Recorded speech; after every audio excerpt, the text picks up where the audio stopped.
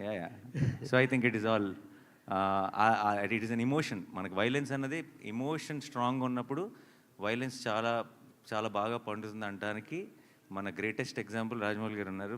Now because we across India now we look up to him. Reason is not because ఆయన action episode చాలా బాగా తీస్తారని కాదు, దానికి కావాల్సిన బలం, దానికి కావాల్సిన ఒక ఎమోషనల్ సాలిడ్గా పడుతుంది కాబట్టి. So I think I always believe in that. Shailesh also believes in that. So ఈ సినిమాలో మీకు ప్రతి ఒక ఏమంటారు, ఒక చిన్న పూనకం వస్తుంది ఆ వైలెన్స్ చూస్తున్నప్పుడు.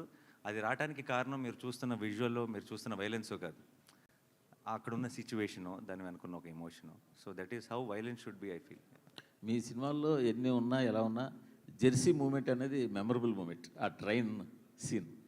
సో దాన్ని మరోసారి అలాంటి సీన్ని మీ ఫ్యాన్స్ కావచ్చు, సినిమా ఫ్యాన్స్ కావచ్చు అందించాలన్న ప్రయత్నమా?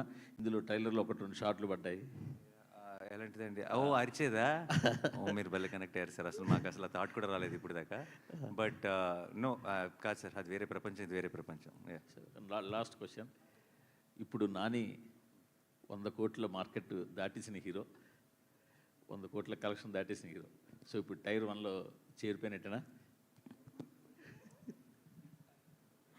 టైరా? అది ఎక్కడ ఉంటుంది సార్, అది ఎలా ఉంటుందో నాకు తెలియదు.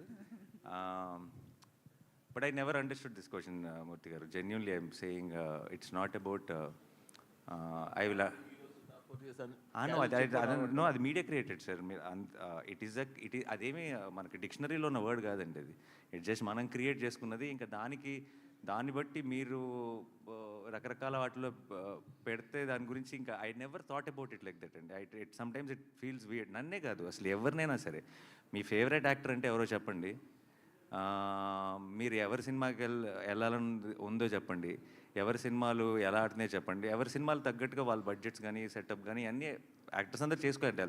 ఈ ఛాంబర్స్గా నా ట్రైన్ లాగా బోగిల్గా సపరేట్ చేసి ఎందుకు కూర్చోబెడుతున్నారు తెలియదు కానీ, but I never believe it doesn't actually. It's a very అనొచ్చలేదు తెలీదు, అసలు చాలా స్టూపిడ్ కాన్సెప్ట్ అండి అది. అది ఎందుకు ఎవరు స్టార్ట్ చేస్తారో తెలియదు, బట్ దాన్ని మనం అందరం పెంచి పోషిస్తున్నాం. ఆపేయాలి. ఆపితే సినిమా ఇండస్ట్రీ బాగుంటుంది, సినిమా ఇండస్ట్రీ బాగుంటే మీరు బాగుంటారు, నేను బాగుంటాను, అందరం బాగుంటాం. నానిగారు హాయ్ అండి. పెద్ద సాహసమే చేశారు మళ్ళా. ఎందుకంటే ఒక సెక్షన్